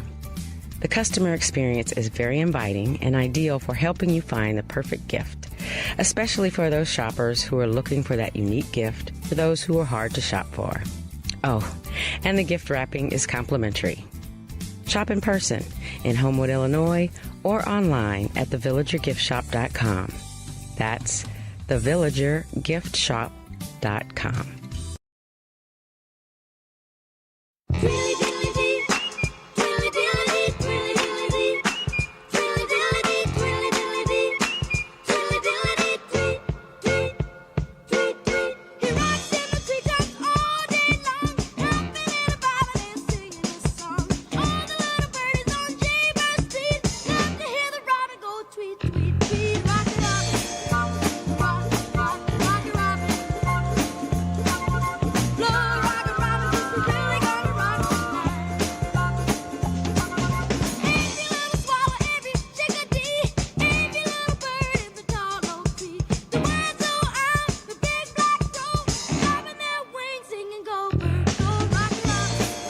Hi, this is Attorney Cannon Lambert. Go to my website, www.getthecannon.com. Welcome back to the Family Meeting. So I think that the kids will bite on this. I do. I think that you'll have your share of outliers. But in my experience with this NIL collective and speaking with parents, parents understand. And the parents are actually, at least in our instances, very involved with their kids' decisions. I can't say that they regularly make it for them, but on several occasions they make it for them. And this is where you need to go, and they listen to their parents. And I think the result is, and it'll take a minute, right? It'll take a minute for it to happen because these things, it's cycles, right? Right. And school starts in August, so Right. these kids have made decisions already. Mm-hmm. That you'll see a couple of isolated kids who will take the money and go play for the damn Rebels? The Rebels? But you'll have a bunch of kids who won't. They'll either be there and play injured or they will transfer out. There's a percentage of kids who come out of college football who go to the NFL. There's like 7 or 8 rounds of NFL football drafts. They represent 32 times 3 times 4. It's about 200 kids maybe get drafted. And then any number of other kids get a chance through free agency to play. It's a small number of kids who will get a chance to play at the next level. So if getting to the next level is your goal and your parents haven't talked you out of that as the primary goal, you got a bigger problem than whether or not you're playing for the Rebels. You got a bigger problem in terms of your life goals and where you are. So those people who think that way, they'll continue to play for the Rebels. But I think a bunch of kids will migrate. I hope a bunch of them go to HBCUs and reinvigorate HBCUs athletics in a way that should have happened a long time ago. Let's see what's on Cam's mind here. Hey, Cam, what's up, man? Hi, Cam. Hey guys, thanks for taking my call. Are you guys aware of Ashley St. Clair? Do you know who that is? Is that the St. Clair who lived in Harlem? I don't know. Okay, there's a different St. Clair. There's a famous black woman mobster from Harlem in the 30s. No, whose last name was St. Clair. I think you're thinking about the website woman. She's one of the MAGA influencers or ex-MAGA influencers. She is one of the women that had an IVF child with Elon Musk. Oh, the last one, the young one. Yes. The one who's suing him, So yeah. Okay. Yeah, and she's been running a series the last month or so, and when I say series, I'm not talking about some production thing that nets her a ton of money. It's more like videos that she's been publishing online of dishing out the secrets that have been communicated to her, and in my opinion, from what I've seen, it's not out of a need to grift. I think she must have ended up doing something or contributing when she contributed to MAGA, because like she's the reason that Elon wore that dark MAGA hat. She must have hurt someone she cared about along the way, because usually that's the only way that they end up thinking, oh, wait, maybe this is not right, if it impacts someone close to them or themselves. And she ended up making a video where she disclosed, and two videos actually, text messages between her and Elon Musk about he was telling her on leading up to the election, here, check this out, and it was she's the one who said that she had evidence that he cheated in the election, right? Yup, and when Marjorie Taylor Greene kept saying Jewish space lasers, Ashley brought up the space lasers thing again too, because Musk was saying he was gloating about space lasers. Musk has a habit of saying things that he obfuscates it to make it sound dark and mysterious and edgy, because that's what he likes to do, but in reality he doesn't really understand the underlying technology for it. What I believe the space lasers thing is that those Starlink satellites, the hundreds of them that are up there, they can communicate to each other inside of a mesh network via optical lasers. So like they can ping out to another satellite with this laser. So then instead of having these cables connecting satellites. Cam, hold on a second, man. Hold on a second. You're nerding out on this, man. You're nerding out. Sorry, okay. True. So what's the point of all this technology? The point is that the satellite, Starlink satellites, she's alleging that they had something to do with it. And I'm hoping that someone ends up subpoenaing Ashley to get her brought in. And then unrelated to that, to go back to what you guys were talking about, I've been playing a game for a while about inbreeding cats and making them as messed up as possible looking, and it is so much fun. And so after the Civil War... Wait a minute. What'd you say about inbreeding cats? Hold up. It's a game. Oh. 20,000 of the Confederates that were butthurt because they lost decided to go to the, at the time, Brazil Empire down in South America to establish their own colony down there, where they, to this day, still celebrate the Confederacy. Like, you look up any of it, they're called the Confederados. If you go look them up, they have Confederate stuff everywhere, and they were really attracted to go down there because slavery was still legal. Modern slavery was still legal. And, man, like, I can't think of a bigger group of whiners. If they can't have it, they're just going to go make it somewhere else. That's so sad. So, yeah, the inbreeding cats game really made me think of that. Interesting. Okay.